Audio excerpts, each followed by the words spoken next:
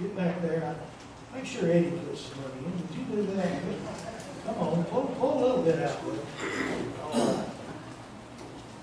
The best moderator of any meeting I've ever seen is Ty Burnett. And I'm going to say this. We have 5 wonderful people up here about to speak. But I'm going to tell you, if Ty had run, I'd be voting for Ty. He is a wonderful man. And he's going to moderate our meeting tonight. Listen and give attention. And then we'll have an opportunity for some questions from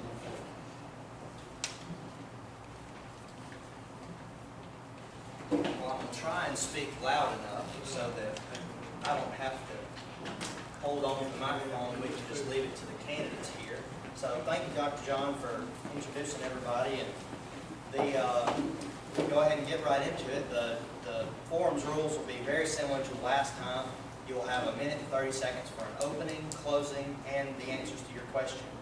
If one candidate is mentioned by another candidate, they will have 1 minute to respond. Our timekeeper is Haley down here. She'll throw up a 3 or something when you've got 30 seconds left. My name ain't Haley. Wrong one. Anna. There we go. I'm off to a bad start tonight. Now I'm in trouble, so. But close enough. So she'll throw up a 3 for y'all and let y'all know, say time when it's time. And we'll do the same thing as last time. We'll start at the end, come over this way, and upon the second question, we'll start with Brad. But we'd like to go ahead with our opening statement. So, Mr. Brinyark, would you like to start? Good evening. Thank you. I'm Brinyark. I'm candidate here for the House seat for District 16. Thank you for being with us tonight. This has been an amazing thing running for something. I've never been a candidate for any office. Never really thought I would be. But I'm glad to be here tonight. Glad that I'm running. Glad that I've been able to get to meet so many of you. I'm an attorney for the last 30 years. A municipal judge for 23 years. I'm a father of 5 that all graduated from Northside schools and then went on to the University of Alabama. And all of them have graduated except for one who's about to finish in electrical engineering. I love this district. I love living in this district. I've been a resident of West Alabama, grew up in Tuscaloosa, moved up to Wyndham Springs in '99. I've chosen to live in the country. I moved to a small farm, a little 26, 27 acre farm, Wyndham Springs, raised my family there. This is such a wonderful, wonderful district. When you look at it, you know, it's got all of Fayette County, northern Tuscaloosa County, and West Jefferson County. There is no big city here. We are all people that choose to live in the country or live in a small town. We value our families, we value our faith, we value their education, we value the land. And, you know, I'm just glad to be in a room with so many people that have the same values as I do. And it's been a joy to speak with some of you several times during this campaign. So thank y'all.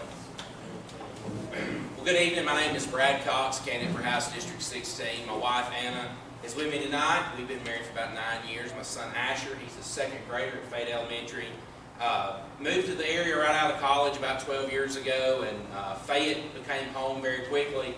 Coach Burkhalter told me, he said, you know, this place is hard to leave, and he was right. You know, we came here, we live, we work, we worship here, and have the desire to serve in elected office here. I work at the credit union, Alabama One Credit Union, during the day. I'm the county commissioner here. I was appointed and then ran unopposed the last cycle. A lot of people have asked me, you know, why I'm running, and that's a great question. The reason is, first and foremost, I love the district and want to serve.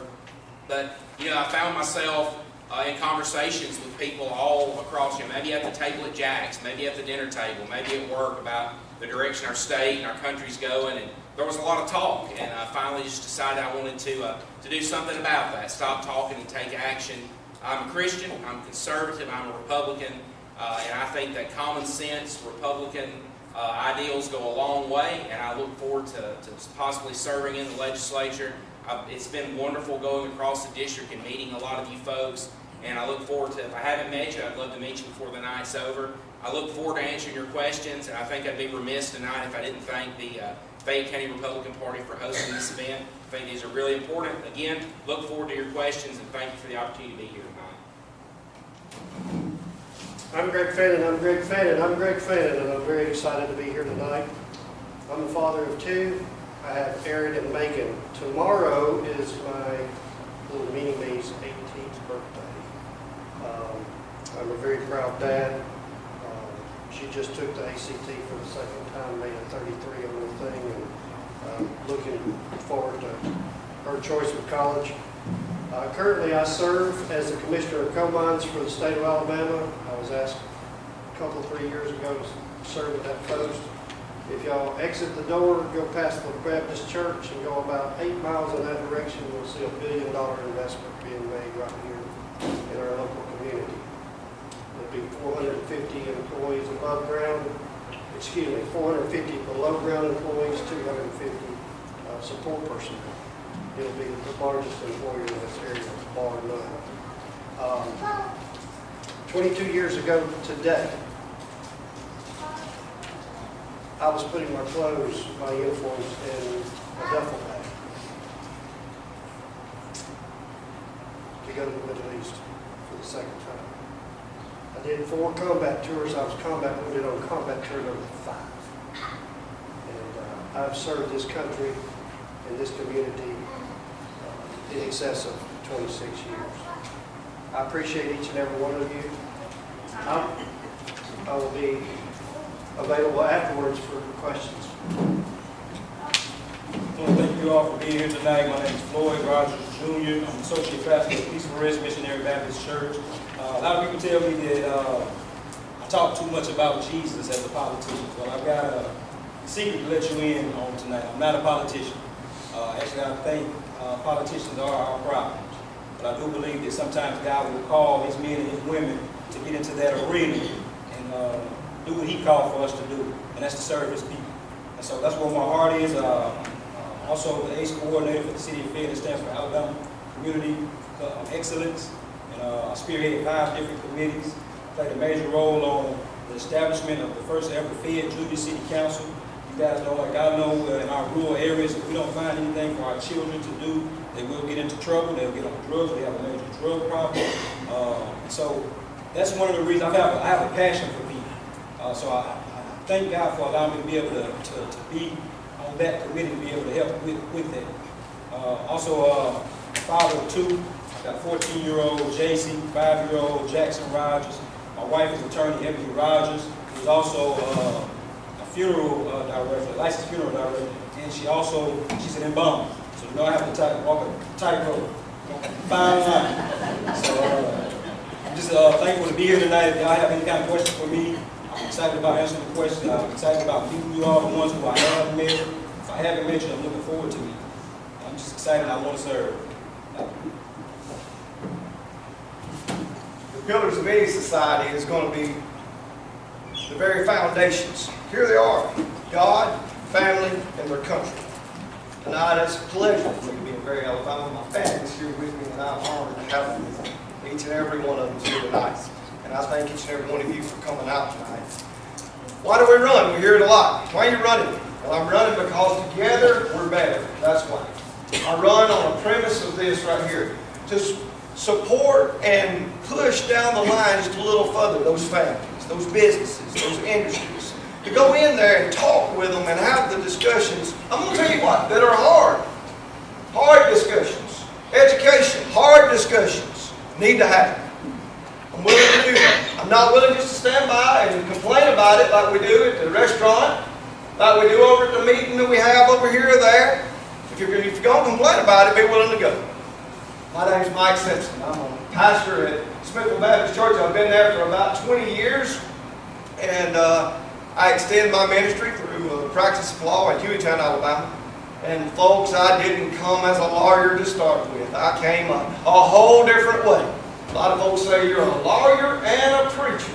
I said, yeah, the Lord works in mysterious ways. That's all I can tell you. But, no, I came a real different way, and would love to talk with you about those things. But folks, that's my place. That's my foundation and where I stand on. I'll do away with a lot of things, but those 3 things I won't. Thank you for having us tonight.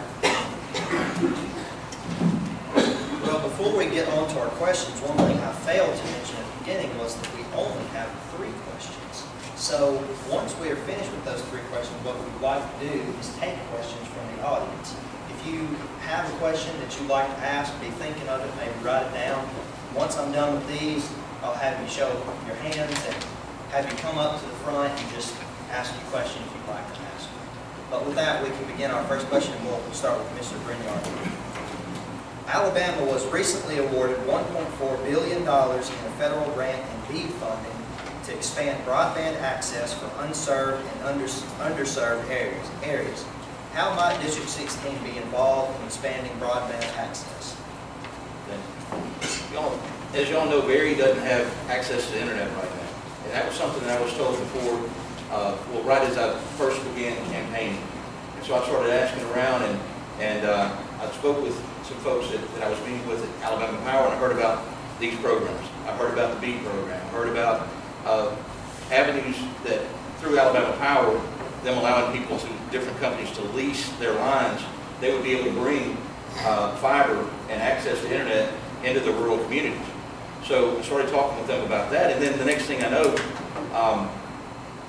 Britton Lightsey is the head guy of the Tom Bigby Electric Cooperative, and in a conversation with him, found out that they've already begun this process. Berry's about to get broadband. They're about to get internet. It's coming. Freedom Fiber is bringing it through them. It'll be here in about 6 months. He said, less than 10 months, he said it's his plan, and he really thinks they're on target for 6 months. So that's exactly how it's going to happen. These programs that they've given, these grants that they've given them access to bring this much-needed infrastructure, and the internet is infrastructure. You can't have what you need in business, you can't have what you need to attract industry if you don't have an infrastructure for that. And this is one big step for this area, and I'm sure there are other areas that need to be served, and they can be served in the same way. Thank you very much. Absolutely. I'll echo a little bit of what Mr. Brinyark said. High-speed internet is infrastructure. It's just like gas, water, or electricity. It's been interesting to see that process unfold. We live in town, but the improvement in quality and broadband, the speed of the service is unbelievable. That started in Franklin County, moved into northern Fayette County, and groups like Tom Bigby Electric, Freedom Fiber have worked with our county commission, have worked with our local municipalities and city councils to do that. And I would encourage you tonight, if you haven't signed up, sign up. I've noticed the polls and I've noticed some of the wiring that's going up, but it's absolutely necessary to attract business and industry. And not only to attract business and industry, but all of our revenue in this county is generated from population. The tax base, things like fuel tax and things of those nature, or things of that nature. So when we talk about growing our population, we can't attract a population to this county to grow our tax base if we don't have simple infrastructure like high-speed internet. But absolutely, we need it. I think it's great that we've gotten the grant.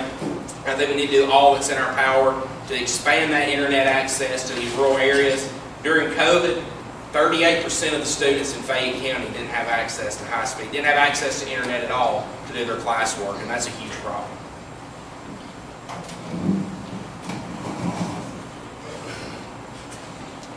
I would continue to expound on what the other two gentlemen to my right have spoken about. I've talked with many people about this over the course of the last several years. Obviously, the internet is a library at your fingertips. We can't have schools without it. And with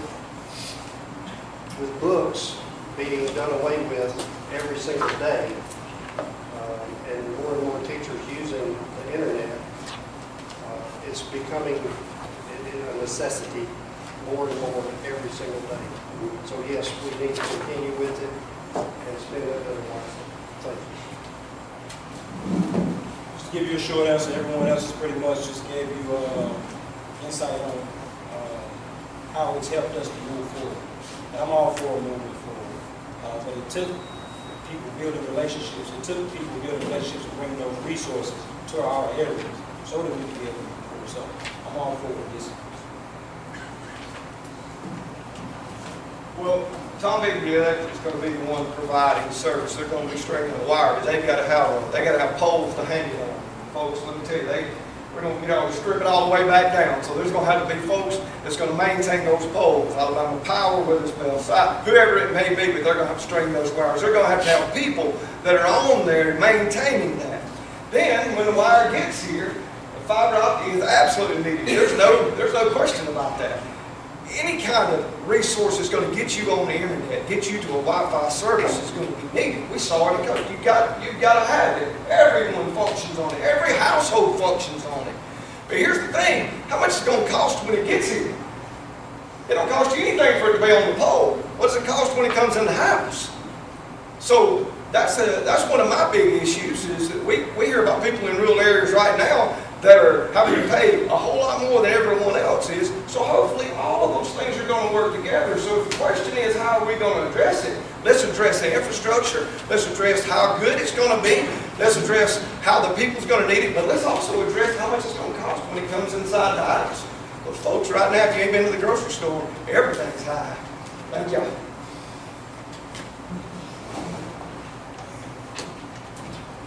On to our second question, starting with Mr. Cox.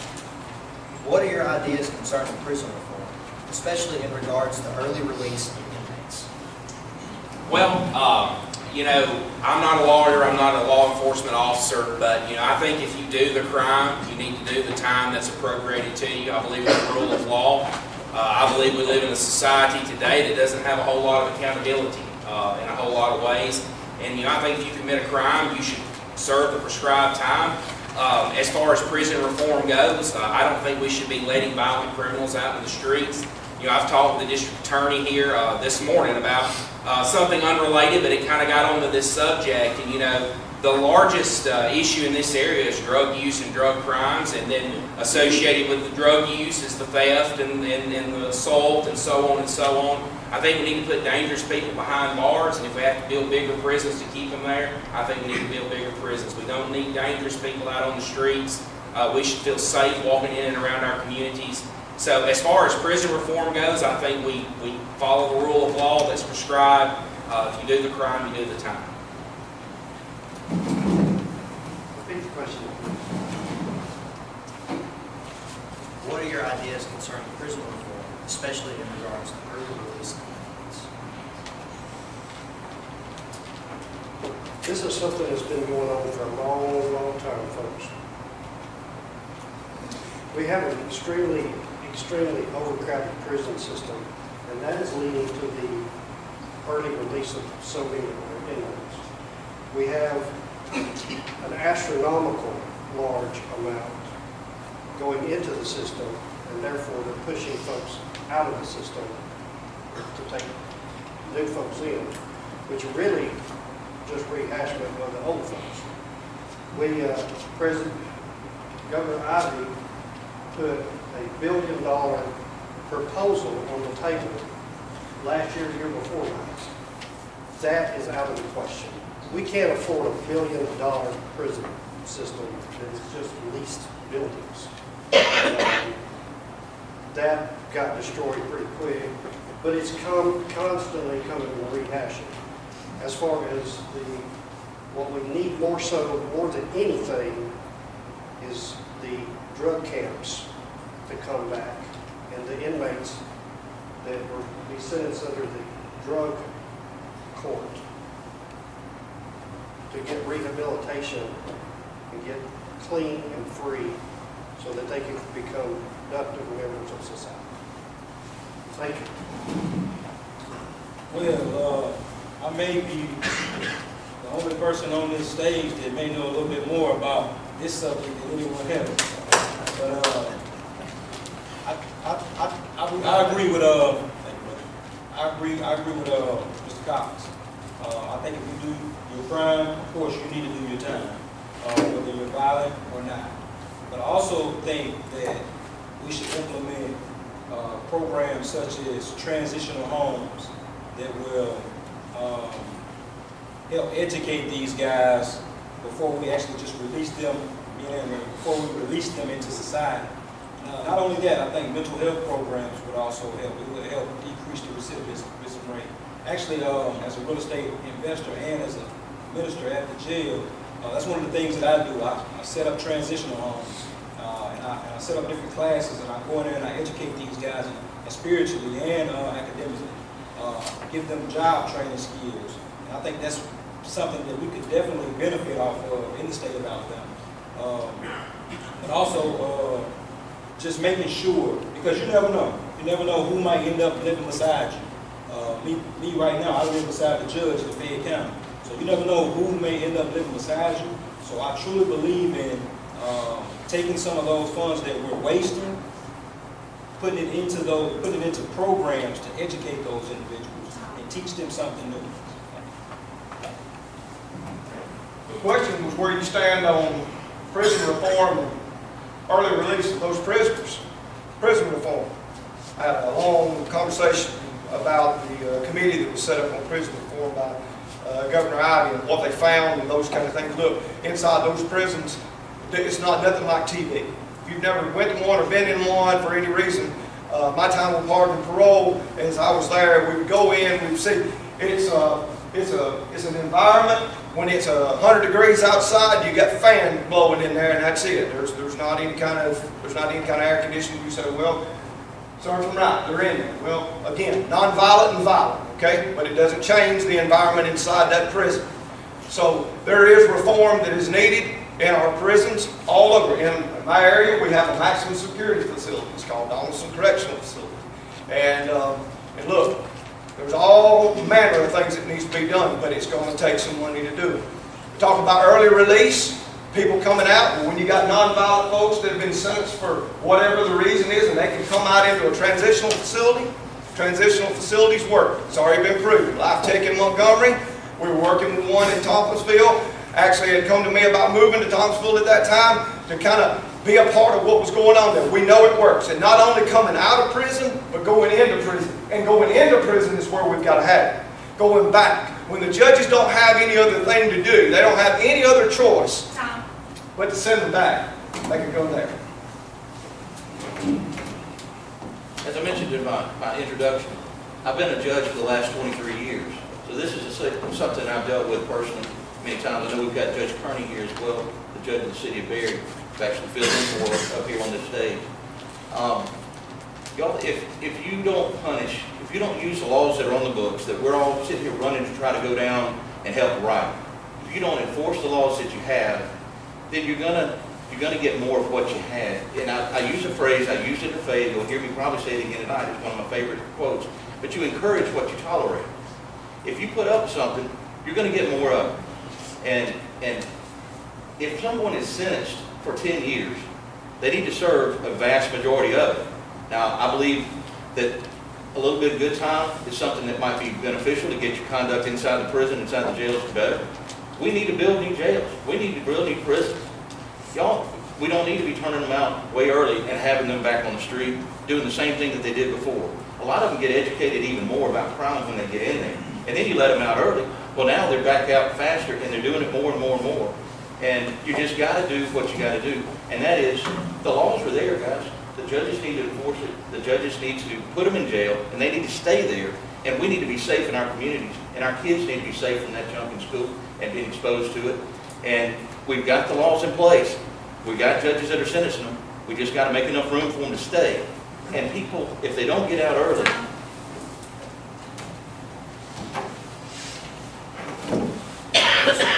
Mr. Fanin, the Alabama legislature has passed legislation that protects minor children against medical mutilation, i.e. gender altercation. What is your position on sex change procedures for minors?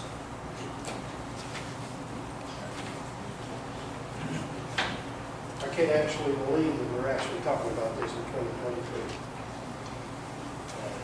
It is, without a doubt, one of the most grotesque things I think that we've got going on in our society. I was down there when that legislation passed. I was in the halls that day. I was working on something completely different.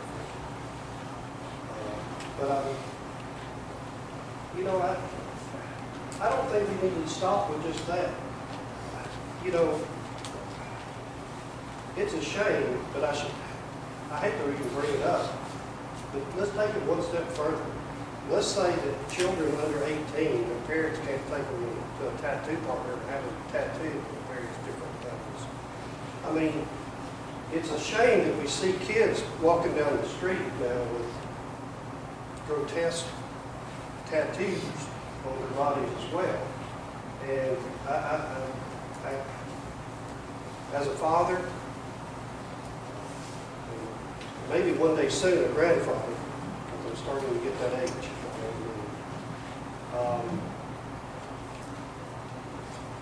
I just, it's appalling to me, and I know it's got to be appalling to everybody in this room.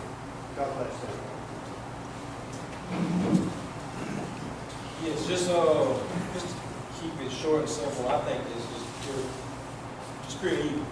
But that's what we're dealing with. Those are the times that we're living in.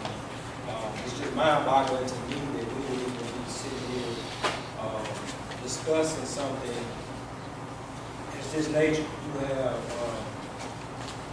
kids can't buy cigarettes until they're 18, can't buy alcohol until they're 21.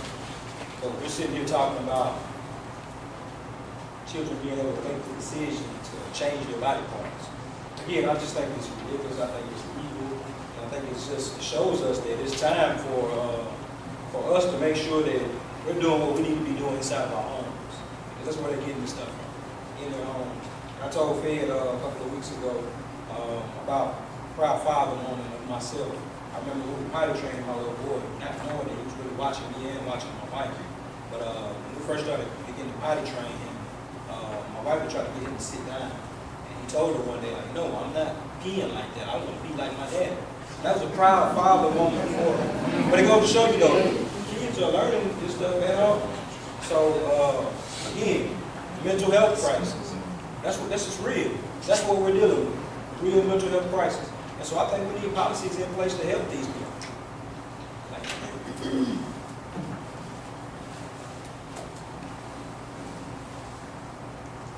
My time's running, right? It's not natural. Science doesn't follow it. It doesn't support it. You've got a minor child that says that, I believe I'm this way.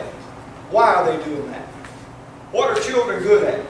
Children are good at getting their way. There's a whole lot of folks that are just listening because they're not getting their way. That's what it's about. And I'm going to tell you this, and I'm going to cause a lot of problems by what I'm saying to the teachers, to the principals, to the parents, to the whoever it may be that's buying into it. Friends, we do not need to interrupt maturity. Let the body mature as God would have it do. When we are in a place to where we realize that sex is identified only at birth, no, friend, your sex is assigned at conception and it's recognized at birth. We don't need to interrupt and have our girls with lower voices or our boys with the body parts that belong to a female. And that's where we're at with it. So we'll stand against it, whatever we have to do. You know, we have an age of majority in Alabama, and that age is 19. A minor cannot enter a contract because they're not mature enough to make decisions like that. They can't go buy a car and sign for a car. They're not mature enough to make decisions like that. The law recognizes that. The fact that we're even talking about this doesn't make sense. But let me tell you a very quick matter that happened to me. I had a client who called me, divorced client from before. He was a non-custodial parent. His 11-year-old son had announced to his elementary school class that he was gay. And this guy is a big-time hunter. The boy had hunted with him and all this stuff. And the mother called and said, we need to support him in this. He said, well, he hadn't even hit puberty. And next time he got his son, he said, son, let's talk about this. I understand that you announced to your class that you're gay. He said, well, yes, sir. He said, are you attracted to boys? No. He said, do you want to kiss a boy? No. Then why are you wanting to be gay? He said, well, they're the funniest and the smartest ones. I want to be funny and smart. And they're seeing this on TV, folks, and they're learning it, and they're not old enough to even understand it. But the gay ones on TV are the funniest and the smartest and all that. And that child was confused and had to change schools because of it, because he'd get beat up every day. So that just shows you, kids are kids. Let's let them be kids. Keep this stuff away from them. Try to raise them up right. Keep them in church. Teach them right at home. And let's not change laws to let a disturbed or confused child make that kind of decision. Thank you. Well, I think a lot's been said tonight, and I agree with every remark that's been made. I think I'm the youngest candidate. I'm 33 years old. I never thought I would live in a day when I would see this type of confusion. When I say I don't believe in this, I mean I don't believe in this like I don't believe in Santa Claus or like I don't believe in the Tooth Fairy. I believe it's a mental health issue. Really, the word I would use to sum it up the best would be insanity. A child is not cognitively or mentally developed enough at 10, 11, 12 years of age to make a decision like that. If they want to do that once they're an adult, like Mr. Brinyark said, they reach that age of majority, that's their own decision. But I think a parent that encourages that allows that, I think that's child endangerment. I think they're harming their children. Of course, obviously would never support anything like that. When the family unit is strong, when moral values are taught at home, not only is the family unit strong, but the nation and the country and the state is strong. And we've seen a major decline in that in the last 15, 20, 30 years. I think that's why it's so important to elect conservatives, so important to elect godly people, so important to elect people that aren't just conservatives on the campaign trail, but conservatives that live it, they breathe it. And I think the issue is insane. I would never support any kind of legislation to allow a child to harm themselves in that manner. Well, that was our last question, so we would like to move on to the portion where the audience may ask questions. So, by show of hands, yours first. So, you can come up here if you just want to stay Oh, I'm there. good. I got a voice that'll carry Good, 2 miles. Good. The United States Department of Education has mandated everything that you're talking about with the transgender, the sexual, the whole thing. They have mandated national standards, aka Common Core, that we still have.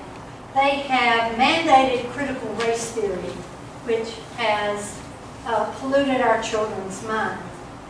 And in order for you to get federal funds for your schools, Title IX school lunches, they are holding you they are blackmailing you to do these programs. My question to you is, what are you going, not if you're for it or against it, what are you going to do to change schools in Alabama to get us off the bottom? Actually, we're not even on the bottom, we're in the septic tank. Our scores are 49th and 50th. What are you going to do to fix this problem and get rid of national mandates? That's a very great question. And that's why I'm all for less government. I believe we got way too much government. Government just tries to take control of everything. We see the effects of what COVID done when they mandated churches closing down, businesses closing down. I got friends and family right now that still haven't recuperated in their businesses. Our church, matter of fact, still hasn't recuperated yet. We still have members that haven't fully came back yet.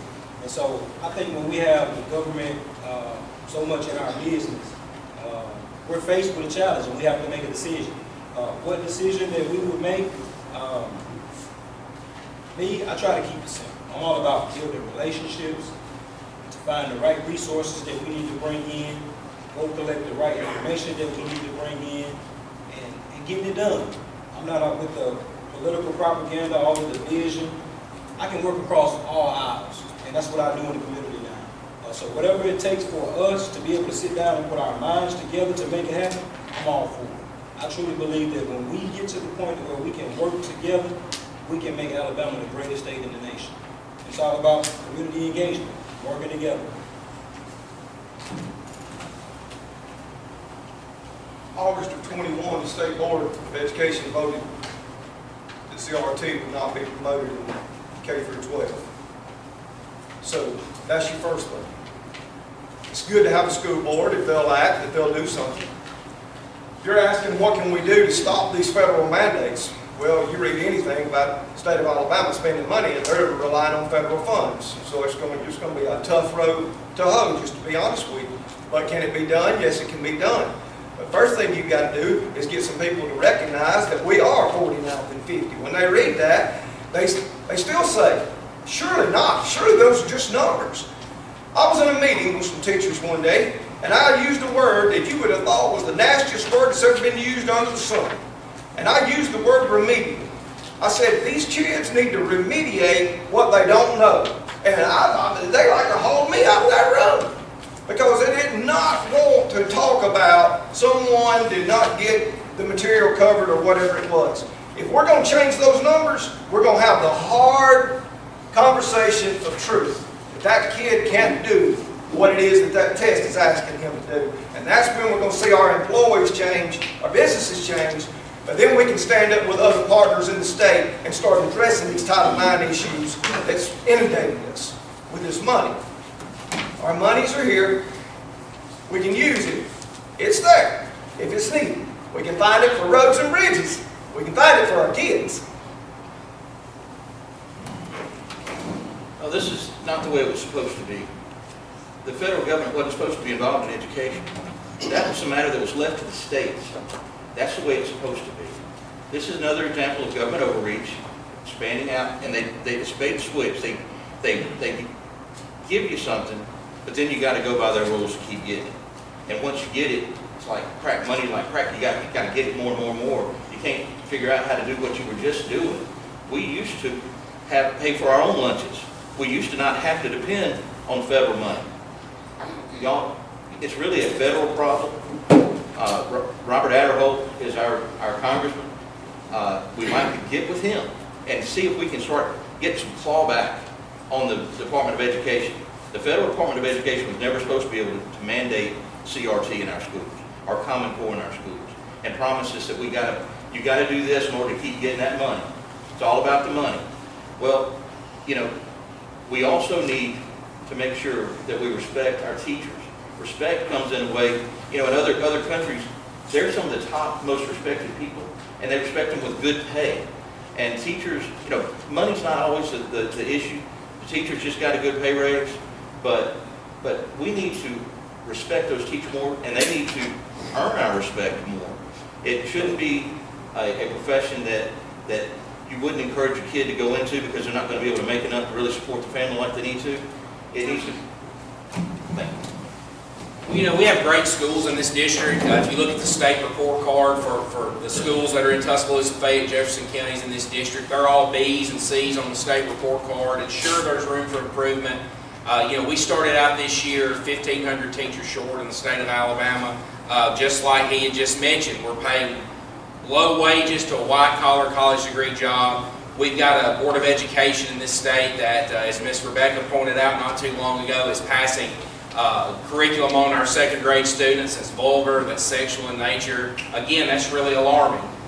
We've done polling, we've been out knocking on doors, talking to voters, and one of the number one issues is education, and on the other side of that is the woke ideology that we see so much of. I think that with $1 billion+ surplus that we have in the state of Alabama, I think we do things the way we want to. I think U.S. Department of Education quite literally is a flop. You know, started under President Carter's administration. I did a paper on it in college, and ever since the U.S. Department of Education was instituted, our ranking internationally has gone down. States' rights are important. States know what's best. Local school boards know what's best for the students in their area. I support autonomy. I think we can find the money, make the money, whatever we've got to do to get out from under these egregious federal mandates when they're wanting to allow boys to play girls' sports and all that other crazy nonsense. So I really appreciate the question. Thank you for bringing that up.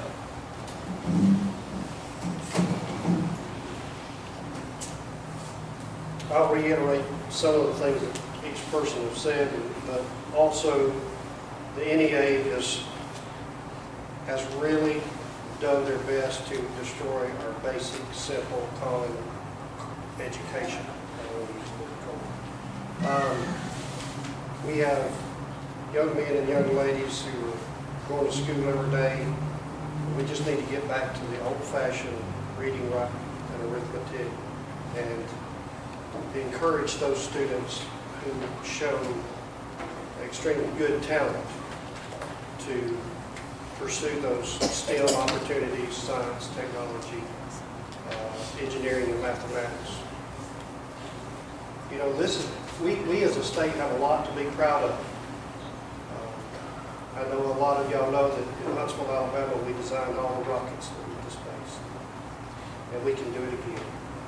And we are doing some really amazing things right here, right now in the state of Alabama. God bless you. Any more questions? right, what is your stance on the Second Amendment?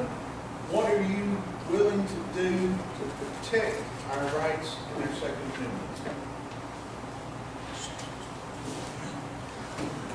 A well-regulated militia being necessary to defend a free state, the right of the people to keep and bear arms shall not be infringed. Security is we have the best, and really true. There's all kinds of rooms for improvement. But look, folks, the state of Alabama, we've got some really good push on the Second Amendment. I mean, folks, you can look around here right now. There's folks with guns on right now. Ain't none of them went off. Ain't none of them shot nobody. They ain't going to. One's in your cars locked up. They're not going to go off either. But let me tell you what they're doing in other states. The other states are saying that you need to lock that gun up in your house. Because if somebody breaks in your house and steals it and kills somebody with it in another state, they're going to come down here and sue you civilly. That's not criminal, it's civil. That's what they're going to do. And they're passing. That's the problem. People's ears perk up when you start talking about the different things that's happening with the constitutional light carry, if you will, what we have right now. But it's duty to inform. Well, there's duty to inform part of the bill. But the problem is there's no penalty to it. Well, that's not a problem really. But it's just one of those things. You have to inform. Folks, when I was being trained to be a police officer, we approached everybody like they had a gun. Like you should. That's exactly what you should do. The law enforcement officer should not be afraid. He shouldn't. If he is afraid, he needs to find him another job.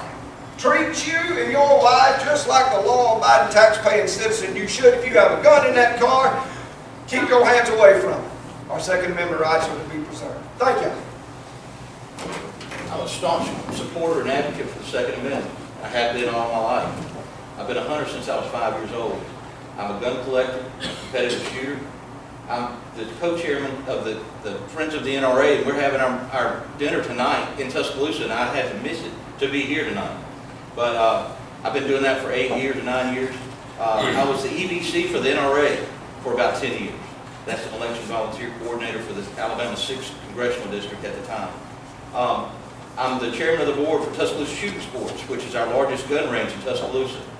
I'm in 2 gun clubs. I hunt as much as I can. All 4 of my boys are avid hunters. And this is something that is near and dear to me. Y'all, it is there for a reason. It was our Second Amendment after freedom of speech, freedom of religion, and all that. The very Second Amendment was that we should have this right. And it's not just a right so that we can go hunt. It's a right that we can own and possess guns so that we have our own ability to defend ourselves. That's a God-given right. When people talk about, we just heard about this New Mexico governor declared a state of emergency and saying that you couldn't have your guns. Guys, it's not a privilege that the state can take away. It is a right. It's a God-given right. It's an inalienable right, is what they said, right? The Constitution is clear. That's not supposed to be able to be messed with, and that's the way we need to keep it. And in Alabama, we are really privileged and blessed to be able to live in a state that recognizes that. I think that's a great question. The Second Amendment is enshrined in the Constitution. It's absolutely your right to keep and bear arms. Some of the best memories I have growing up, going quail hunting and pheasant hunting with my great-granddaddy and granddaddy. My son's 8. He's got a little .22 Marlin rifle we've been out shooting in. To echo what Mr. Mike said, those guns that we've got in our gun safe, the one that I've got sitting on my truck, I've never jumped up and shot anybody. It goes back to a lot of the gun issues that we have are mental health issues. Crazy people will find a way to hurt you with a gun, with a rock, with a knife, with a chair, whatever it may be. I absolutely support the Second Amendment. I don't think there's any appetite in the Alabama legislature, to my knowledge, especially among Republicans, to do anything to take away your right to keep and bear arms or to purchase ammunition or anything to do with your right to own a gun. So absolutely support that, proudly support that. Well, I'll be super brief. I'm a combat soldier, 5 tours in Iraq. And George Mason gave us the Second Amendment, which was one of our founding fathers. And like Brad stated, there's no concern with us here in the state of Alabama to take that Second Amendment. We're very protected here with that.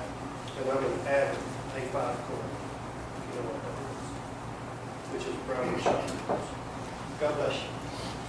We keep it short and sweet as well. Of course, I support Second Amendment. I am proud to be in the state of Alabama to where we don't have to worry about any issues of people trying to take away our guns. We know that it's not the guns that's killing people. It's the people that use the gun that kill people.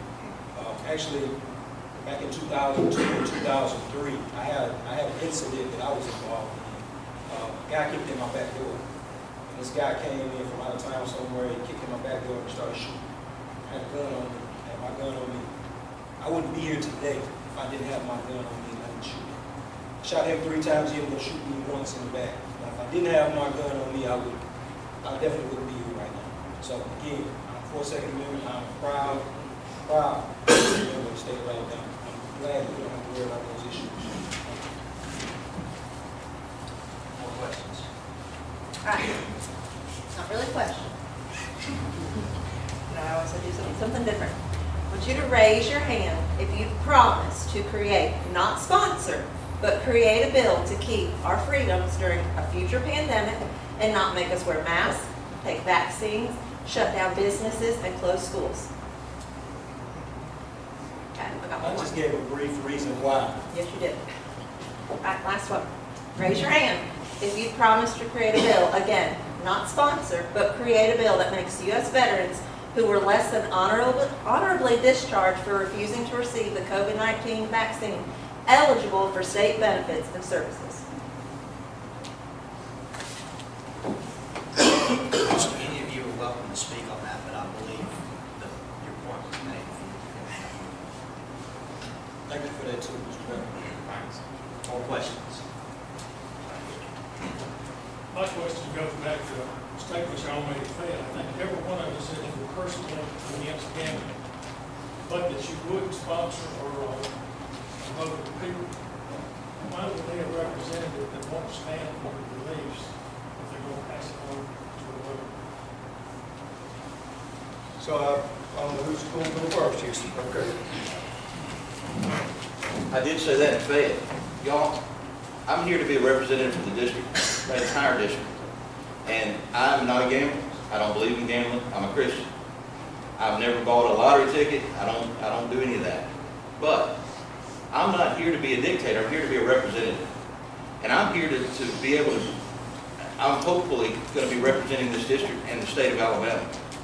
And if we have a vote, my vote is going to be no. I don't know if Alabama's ready for that, or if they were ever going to be ready for that. I hope not.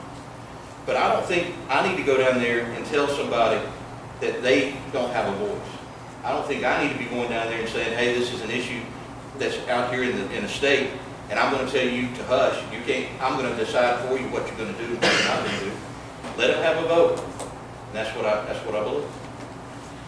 Mr. Joe, to answer your question, I don't support gambling. I don't, like Mr. Brinyark said, I don't buy lottery tickets and all that kind of stuff. But, I've talked to a lot of people about this issue, and I think that the lottery and gaming, and I can talk a lot about it because I've really studied up on it. I would say with the constituents that I've talked to out in the area, it's probably about 50-50. About half of them want it, half of them don't.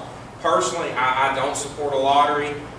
If the bills that have been presented in the past echo the bills that are presented in the future, some of the legislation I've read in the past would allow for full-scale casino-style gambling on Indian reservations and a state lottery. So we're not only expanding the lottery, but we're expanding full-scale casino gambling. I think there's a lot of local amendments in counties all across the state where you have bingo parlors, dog racing. And I've been to those areas. I've been to Greene County to the dog tracks. I've been to Mississippi to where they have the casinos. I don't see all the improvement that they build it up to be. I've been to Georgia where they promised they were going to send every student that wanted to go to college, and that's fallen through.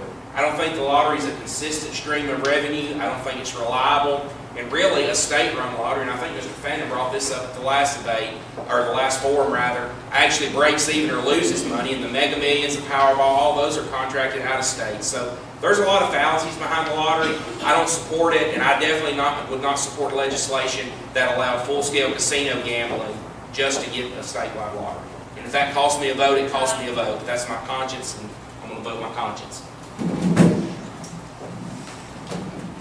I too am against gambling, and the reason that we would have to put it to a vote is because our wonderful 1901 Constitution, written by Frank Park Sanford, governor of the state of Alabama in 1901, calls for a vote to change that, to allow that. So if it comes to the floor, again, I would vote to, I would try to stop it because I don't like gambling. But like Brad pointed out, last time I pointed out, an Alabama state lottery loses money. Powerball and Mega Millions might make us money. And I don't really like to gamble on them. God bless you. I do not support gambling. I'm not a gambler. Gambling is an addiction. I'm against any form of addiction, except for coffee. But I've seen what gambling do to households. I've seen what gambling does to households. Yes, I stand firmly against any kind of Powerball, ticket, any of that, any form of gambling. But what I am afraid of, I spoke, as I've been going around campaigning in Jefferson County, Tuscaloosa County, Fayette County, I have seen a lot of people who are for gambling. So I'm kind of worried about it. And I'm worried about it because you may have a Democrat pop up somewhere and say they're for this. And so if they say that they're for this, one of my biggest fears is, what if they hit some of the people from our side on their side just because they say they're for this? But again, answer your question, I would not support any kind of legislation whatsoever that's for gambling. I don't want to be contradictory to you, but I'm telling you right now, I don't support it. I said that last time about the vote for people and that kind of thing. Look, the question last time was this: do you support a bill for gambling or a lottery in the state of Alabama? And that's no. Because this is why. Because if it ever gets here in Alabama, it's going to be because, ma'am, we can get away from them federal monies. We will have to rely on that, and the children can eat. That's what it's going to be. We're going to do better by your school. We're going to do better by your grandson. We're going to do better by your little girl. That's what we're going to do, and that's when everybody's going to be like, well, look at Georgia. Look at Florida. Bring it in here. We need some more money to get away from this Title IX stuff. Folks, let me tell you, get in your car and drive 1 hour and a half over there to Mississippi, around Philadelphia, wherever you want to go. Go around there and look at what the blight is that's around those places. If you want that, then vote for it. That's all I can tell you. And I'll bet none of you do. And that's just the truth about it. And those are those hard discussions we're going to have, and we're going to have to talk about it, put it on the table. Is that my time? It was a good, I seen your hand go up, but that's all I had to say about that. Everybody I think knows I ain't for this at all. No game. Thank you. You're doing a good job too. More questions? To carry on with that, do you know how much money is leaving the state of Alabama and crossing Mississippi, Tennessee, Georgia, and Florida, buying lottery tickets? That money could be going to something for these schools if it is written, if the bill is written in the proper way. I don't like the way Mississippi done there. Majority of the money goes into the general fund over there before it ever goes in to take care of the kids. Tennessee does a better job than Mississippi does on helping the kids. Write the bill to go to the schools, to help the kids, put the kids through college. I don't know why kids want to go to college. They need to learn a trade. There's more money making in a trade. But do you know how much money leaves this state and goes to these others? We're losing money on lottery. I'm not saying I'm for it. I'm just pointing out the fact that all this money is going over there to these other states. Would any of you like to respond? Yeah, ain't that much now. We're trying to buy groceries. We have approximately 5.2 million people in the state of Alabama. Out of that 5.2 million people, we have an extremely high poverty. We know, and we did an extremely large study, we Park Public Affairs Research Council of Alabama, had Stanford University in the early 90s. We did an extremely long, in-depth study on this. Back then, we only had 3.9 million people in the state of Alabama. Now we're up to 5.2 million. But the poverty level has steadily stayed with the same rate, like 33%.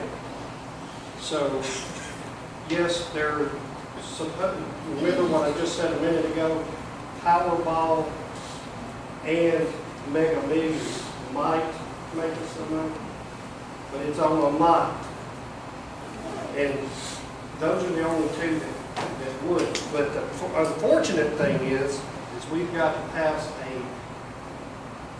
an amendment to our state constitution, and when that opens that ugly door, that's going to make some folks want an Alabama state lottery, which we can prove.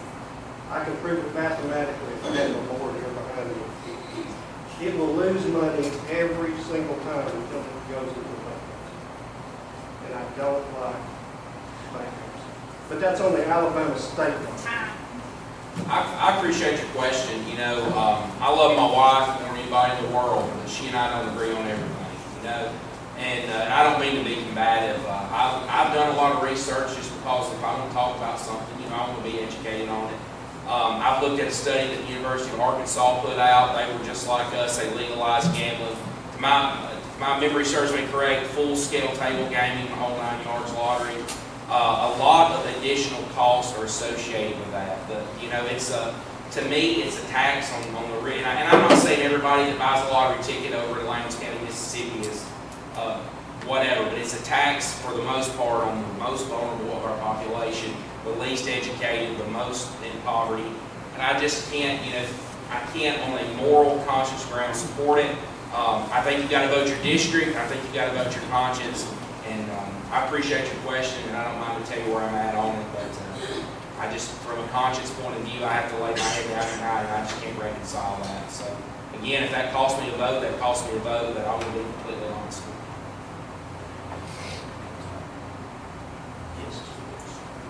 Yes, as long as none of them won't say anything else. Well, your question was, do you realize how much money is going out of state? And I hear what you're saying, but we don't need to let that become an excuse to try to, you know, we've got a big $1 billion surplus right now. And they just gave us a little bit of it back in a grocery tax that they reduced. Instead, I don't know why they did it as a grocery tax, but anyway, or reducing it.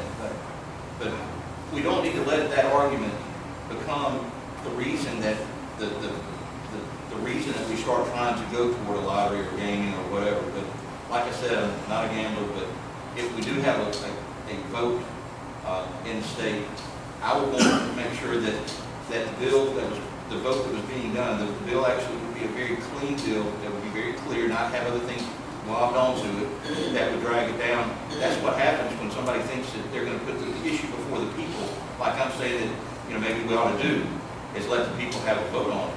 Well, don't put all this other stuff, special interest stuff, on there and weigh it down and you know, mess it up. It needs to be a very clean bill, give the people the right to vote on it, yes or no.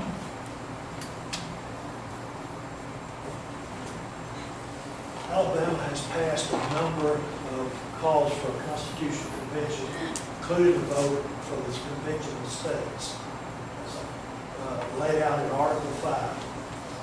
Personally, I greatly fear opening Pandora's box with a call for a constitutional convention.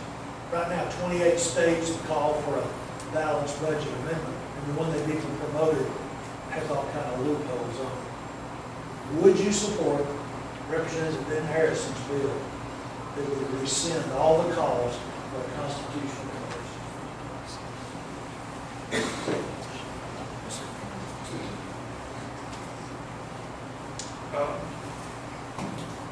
The Constitutional Convention, you're talking about the federal level.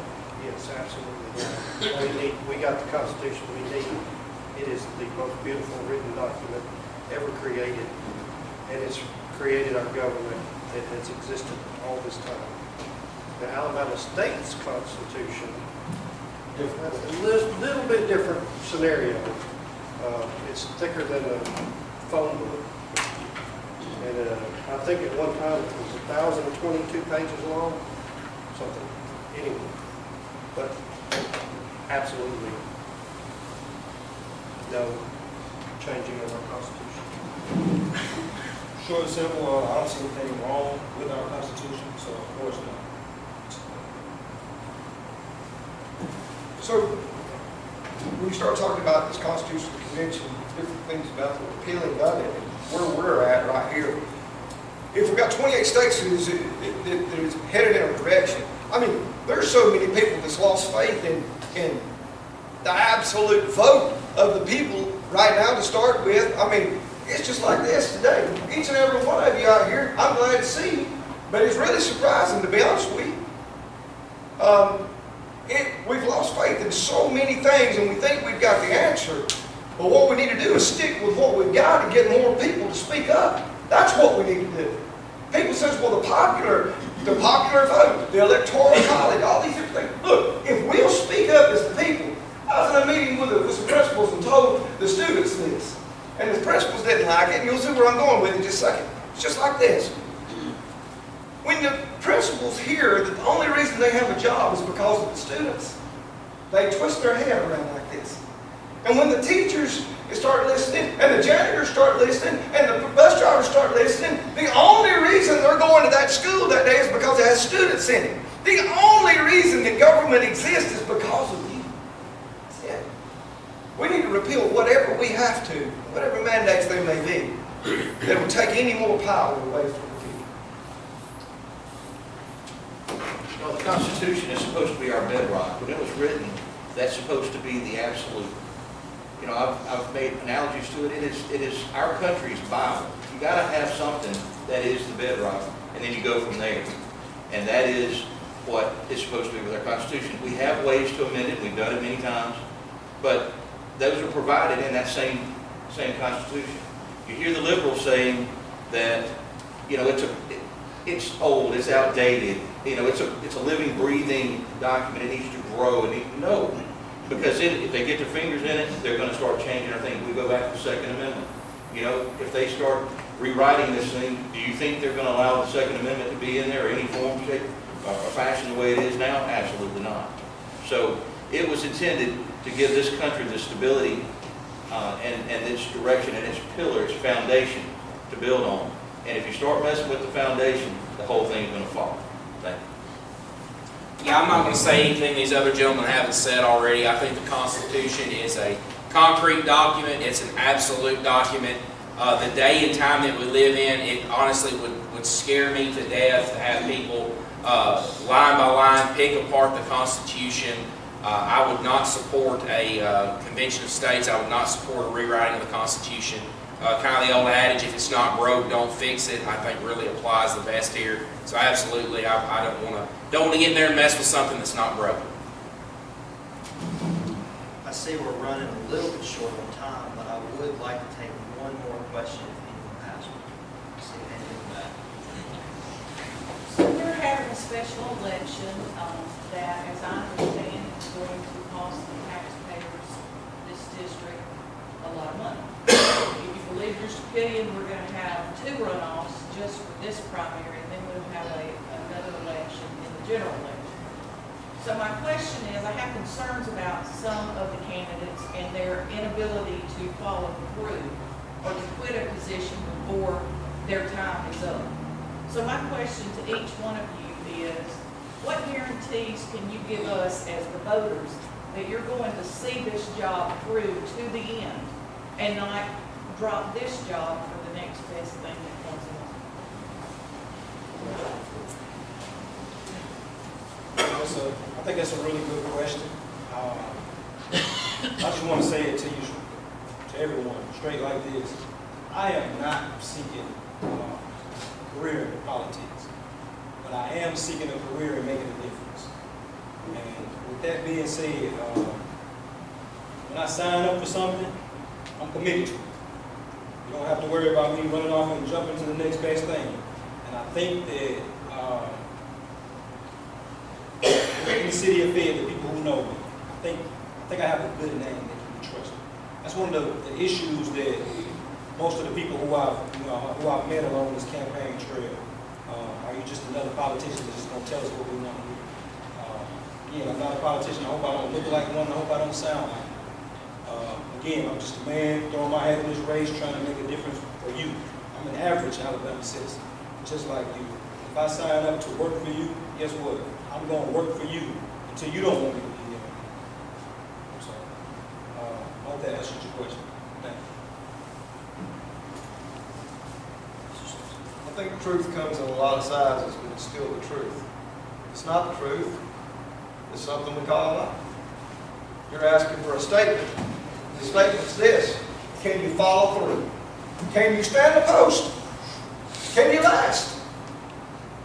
If you look at it as a job that someone gives you and says, hey, go down there and do it, that's one thing. But if you look at every one of these faces that I've been looking at tonight and say, your confidence was vested in whichever man, if it's in me, then it's going to be difficult for me to shut my eyes and go to sleep at night knowing all the confidence of every individual person in that district said we would want you to represent us in Montgomery. Stay the time. Stand the post. There's going to be offers. There's going to be things that's going to be offered to you. Everyone knows it. I'll just say it out loud. They're going to come just like they do with a good preacher. They'll get our community together and come to the church and take you away. Y'all, that becomes serious. Every preacher's worst nightmare is to look out there and see the pulpit committee out there on the packed road. But the truth of the matter is the offers are going to be there. What do you want to do? Let me tell you what I would do. I wouldn't be sitting here tonight. My family wouldn't be here with me tonight. We're here because we want to represent District 16 as the representative of Montgomery. The voice of the whole, all of us. Fayette, Jefferson County, Tuscaloosa County, together, we're back. I promise you, I'll stand the post. I absolutely would fulfill my obligations to the district. If I am able to get your vote, if I'm able to go to Montgomery and have the honor of representing you, I intend to carry that through. Like I said earlier, I've been a lawyer for 30 years. I've been a municipal judge for 23. I stay the course. I stick with it. I don't bounce around on it. The whole truth, I never thought I would be running for office for anything. When this came up, and I was talking to a bunch of people, I realized with my kids now grown, I have the opportunity to serve and to give back. And that's truly what I'm trying to do here. I think I have a skill set that will allow me to help you.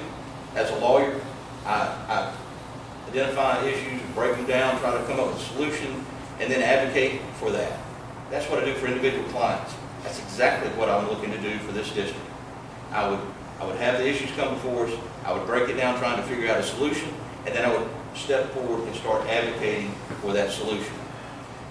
If you give me the honor of voting for me 2 weeks from tonight, by the way, I look forward to following through with it, carrying it through on the cover. Thank you. Absolutely. I think if you posing that question, every candidate is going to say, well, of course, I'm running for the job. I'm spending a great amount of my personal time and personal money and all this to try to get this post.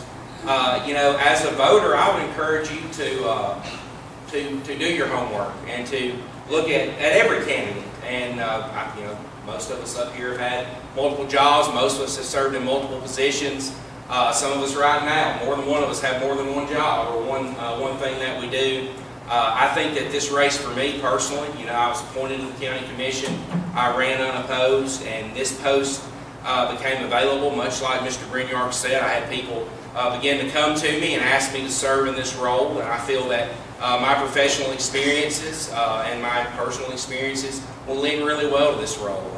I don't have a problem sticking with anything. I just did, in this particular case, going from the commission to the State House, I think that is not a slight against it, but I think that's valuable experience in municipal and county government that benefit this district. So I look forward to serving in the post. If I'm lucky enough and honored enough to have your vote, you can be assured that I'll get there early, I'll stay late, I'll get the job done. And if you've got any questions, Ms. Kearney, about my job performance, I would I encourage you to talk to anybody I've ever worked for, and they would tell you I was an exemplary employee and an asset to the organization. Thank you.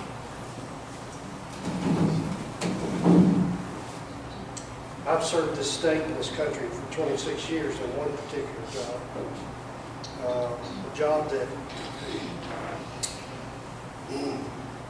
put me in the hospital for 4.5 months as a combat wounded veteran. I've thought a lot about what you asked. It's just 3 years, and then a person will have to think about running again. But then I think about the future. Beyond that, we got another, every 10 years we have a census comes about. And right out, again, when I started tonight, right outside that door, there's going to be 450 new jobs coming this way. And there's going to be a whole lot of families coming in East Fayette County. I think this district in the next 7 years is going to change a little. I don't know how much, but those district lines change. There's some folks here in the room that remembers when Walker County was part of this and so forth. So my hope is ask for your vote, go to Montgomery, do the absolute best that I can to bring home the bacon for this area, and try to get as much as I can for our schools, roads, and this community. Nomination. With that, we'd like to have our candidates give their closing statements. Minute 30 for that as well. We'll start with you, Mr. Simpson. District 16 is just important. It's important to you. You wouldn't be here to support us. Our natural resources, our industries, businesses, schools, our homes. Second, folks, we've lived and breathed it all our life. I went to school when it was all right to have that in your pocket. That old case right there, and I don't know how many teachers has asked me for my knife, and I was 6, 7 years old. I'm being honest with you now. I ain't telling you no joke. Got it to open a box with it. It's been faithful. It's faithful now if I need to use it. See, the thing is this. We got to a time where people are afraid of a whole lot. They're afraid of a folded up pocket knife. They're afraid of a gun. It won this country. This country wasn't won with a sword. England was. This country was won with a gun. That's how come we're still free today. Hear me and hear me well. District 16 is important. Fayette County is important. Fayette citizens are important to me. I've heard a couple of people ask me, he says, where are you from? First thing out of their mouth, no, what can you do? No, what your qualifications are? No, who you are? Where are you from? Friends, I'm going to tell you something. My memory ain't that short. I remember. I know. I've met you. I've been and talked with Mike Freeman. I remember back in 2018. Look, these animosities. Folks, if you'll just give me just 1 second to finish. It's this. District 16 is important, and I'm going to see to it that we get the things done that we need to do for each of these districts, or each of these counties that's in this district. Y'all, thank y'all all for being here tonight. This is a special election. It's the only thing that's going to be on the ballot. And the fact that all of y'all are here tonight to listen to all of us really shows me that even though it's a special election, we might have a decent turnout. I've been told from the very beginning this is going to be a very small turnout. People aren't that involved anymore. Y'all are involved. This is great. This is why I love this district. We all choose to remain in this district. You have to choose to remain in this district. We don't have something, we don't have the big cities and all that. We choose to live the life that we've got in the small towns and in the country lifestyle that we have. And y'all, I want to represent this district because it is a fantastic group of people. If you look at this map, if you look at it geographically, and you try to put your finger exactly in the middle of it, you're going to land right there on Northside Road in Wyndham Springs, Alabama, because that's where the middle of this district is, and that's my little farm.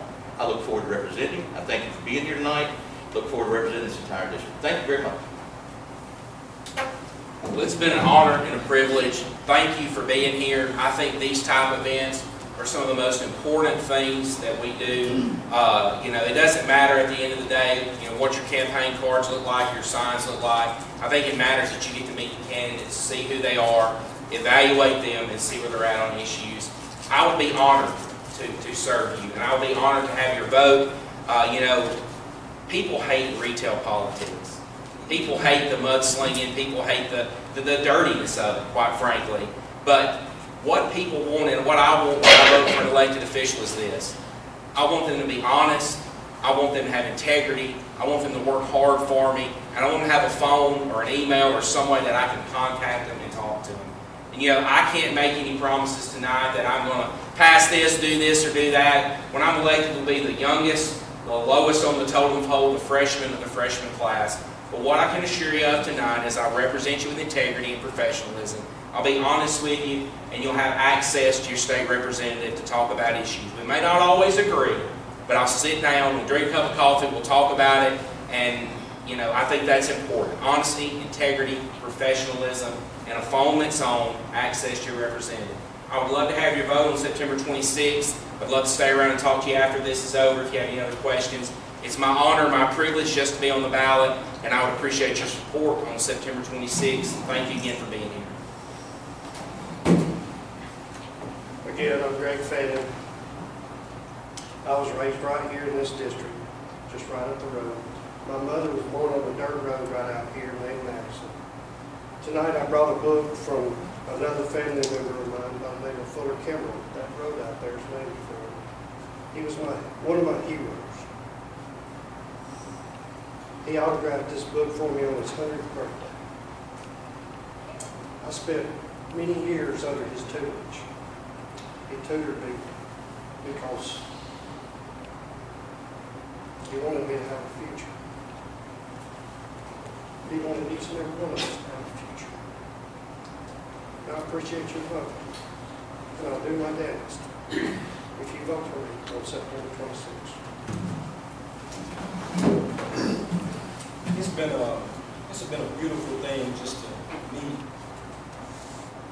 the beautiful individuals in District 16. I've met a lot of great people. And it's to the point now that I would love to go down to Montgomery and be your voice and represent you. But most importantly, what matters to me is hearing the concerns of the people. And it just gives me even more motivation to want to serve you. Everybody hasn't had it made their whole entire life. I've had to struggle my whole entire life. There's a lot of people who feel the same way out there. I wasn't given anything, wasn't given any handouts, any of that.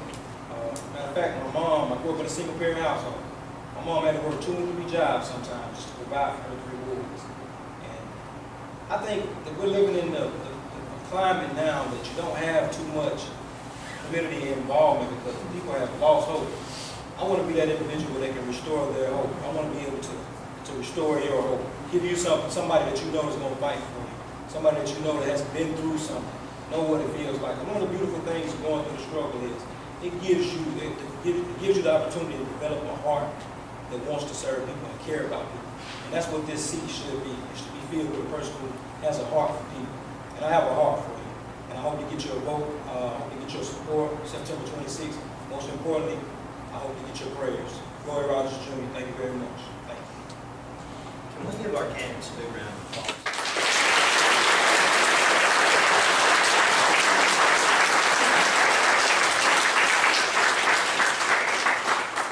They've all done a fantastic job. I've enjoyed hosting these forums. Dr. John, do you have anything you'd like to say? I think we ought to express appreciation to Mayor Jimmy Madison for the city of Fayette, and also Calvin Madison for arranging this place tonight.